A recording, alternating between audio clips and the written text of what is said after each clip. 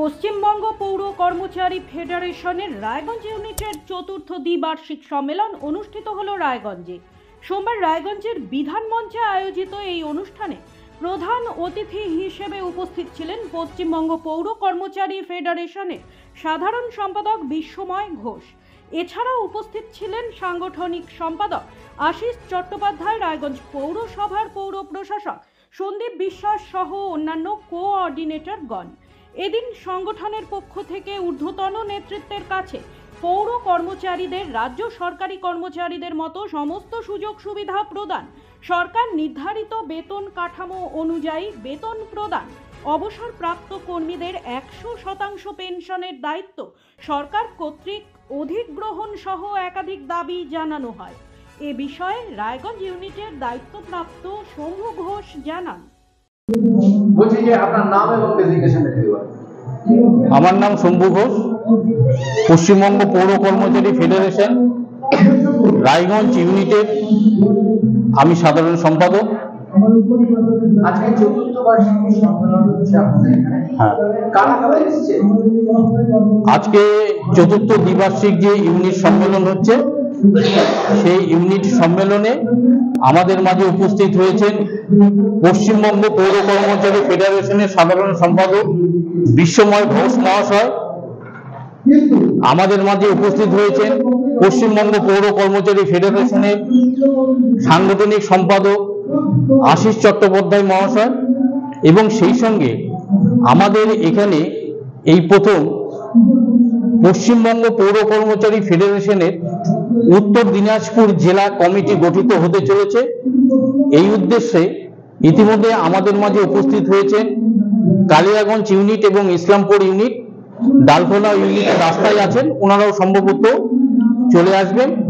আজকেই আমাদের যিনি সম্পাদক আছেন বিশ্বময় ঘোষ মহাশয়, উনি উত্তর দিনাজপুর জেলার পশ্চিমবঙ্গ পৌর কর্মচারী ফেডারেশনের যে জেলা কমিটি সেটা ঘোষণা করবেন।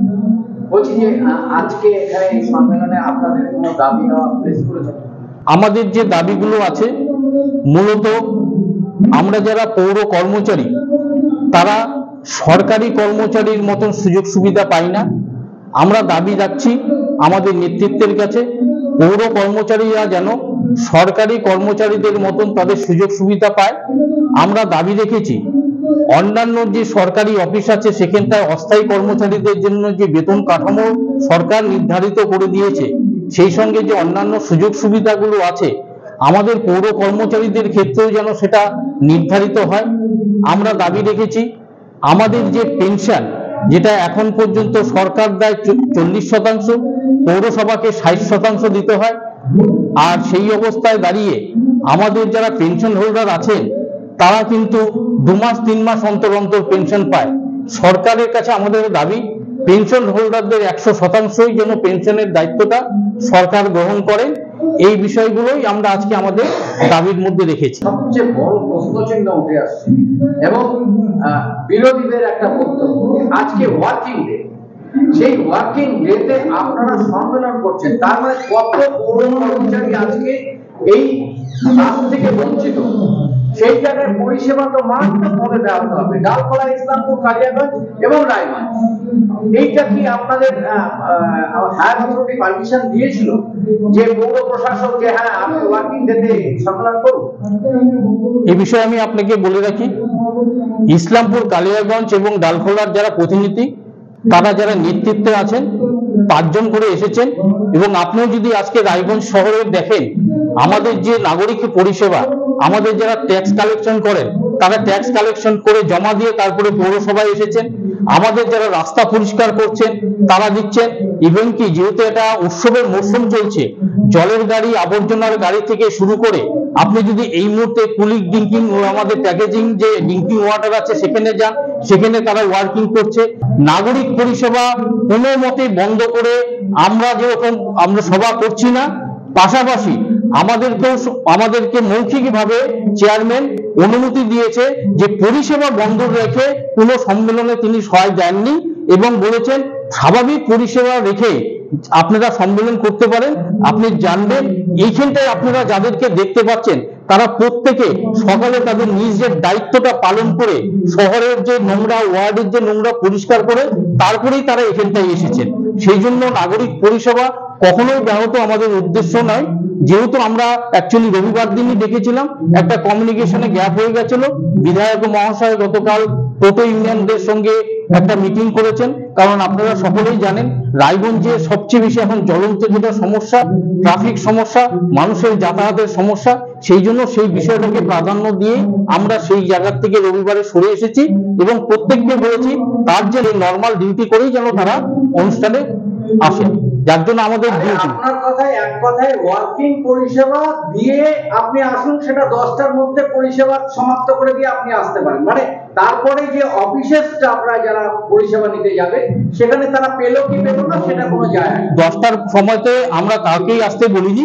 প্রথম কথা, আমাদের এখানটায় আপনি যদি শুরু থেকে এসে থাকেন, আমরা শুরু করেছি এখানটায় 1টা বাজতে 10-এ, কারণ আমরা আপনারা 1টা বাজতে 10-এ আপনারা প্রোগ্রাম শুরু করেছেন। সেই জায়গায় প্রশ্ন চিহ্ন তো একটা উঠেই আসছে যে হাফবেলা পরিষেবা ব্যাহত হচ্ছে রায়গঞ্জ মিউনিসিপ্যালিটি কর্মীদের। আজকে ফিনান্স অফিসার কোনো একটা ফাইল দিতে গেলে পরে তাকে বেগ পেতে হবে যে 2 ঘন্টা তাকে ওয়েট করতে হবে যতক্ষণ আপনার সম্মেলন না শেষ হবে। না না না না, আপনাকে সেই জন্য আবারও বলছি, আপনি পৌরসভাতে যান, আমাদের সমস্ত দপ্তর খোলা আছে, আমাদের যে ইমার্জেন্সি কাজগুলো সেগুলো কিন্তু চলছে।